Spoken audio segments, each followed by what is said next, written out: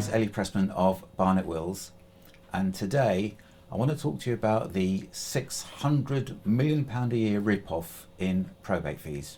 Now, it's estimated that every year banks and solicitors are raking in nearly £1.25 billion in probate fees, and this doesn't even include the money dealing with challenges to wills.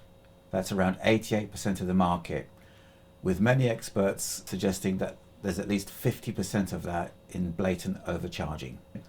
That's a £600 million a year rip-off where banks and solicitors are preying on grief-stricken families dealing with small estates who are in no state of mind to argue about it. Probate is the process of dealing with someone's affairs after they've died, and it can take many months to complete and cost thousands of pounds. But unless a person's estate is large or complex, it doesn't need to cost the five-figure sums I often see. Banks and solicitors often charge a percentage of the estate, irrespective of the size. Some solicitors charge their full hourly rate as well as a percentage, which obviously escalates the costs even further.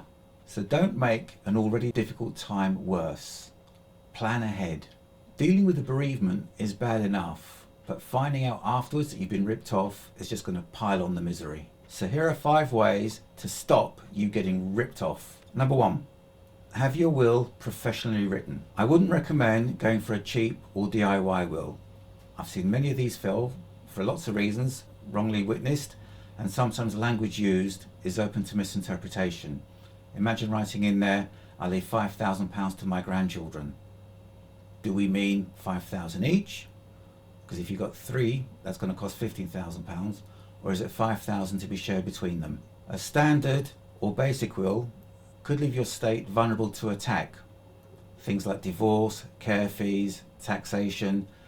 Standard will not offer any protection against these. A standard will can also cause huge family fallouts, which ends in expensive litigation. 1 in 4 people said that they would challenge a will if they thought it was unfair or unjust. This is going against the deceased's wishes.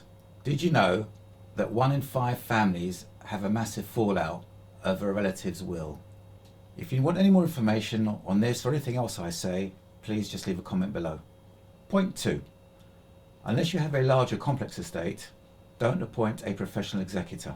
Once they're appointed, it can be hard to remove them, and you've got no idea whether they're charging for 20 hours work when they've only done 10. So they may not have the depth of knowledge or the resources to deal with your situation. So please make sure you get specialist help to deal with your case.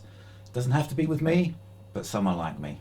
And as I said earlier, you don't know whether they're charging an hourly rate and a percentage or just a higher percentage. So what happens when you appoint a solicitor as a professional executor? Well, it's almost impossible to challenge their fees. As Love Money reader Steve from Newcastle found out, when his widowed mother died, her £700,000 estate should have been simple. Sell the house, liquidate the bank accounts, pay the inheritance tax, and distribute equally to Steve and his brother, who are both the executors. Or at least, it should have been that simple. About a year before she died, Steve's brother Alan was in the middle of a divorce.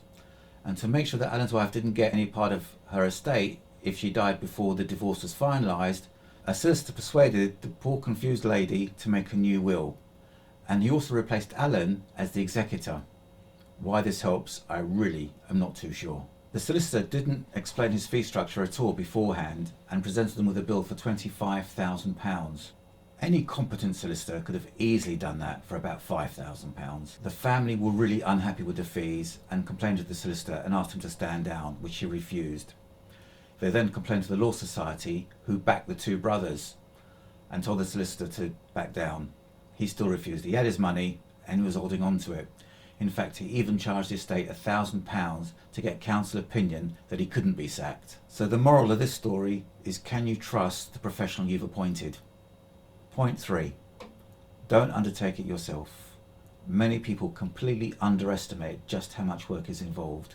Can you undertake all the legal paperwork, tax calculations, and spare several hours every week just to administer the estate? Are you really happy in having to deal with all the third parties in the administration process, as well as taking on the liability and the financial consequences of being the executor?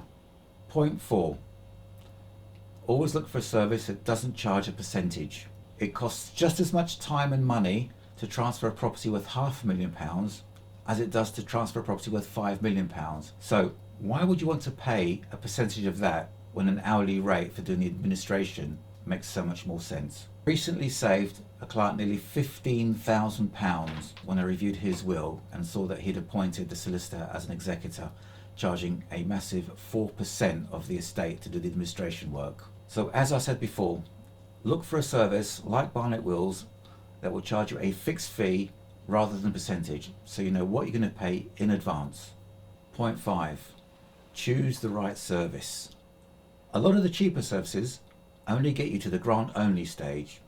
That means you have permission to distribute the assets, but the rest of the work now falls on you.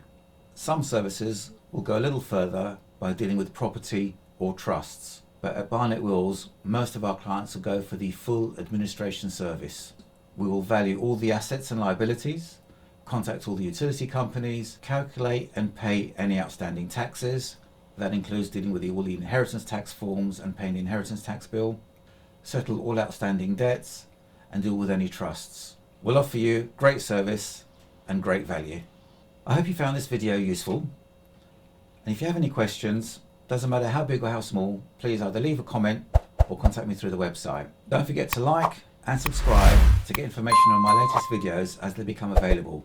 I've got a great one coming up soon on how you can get up to 60% of your estate before a grant of probate has been given.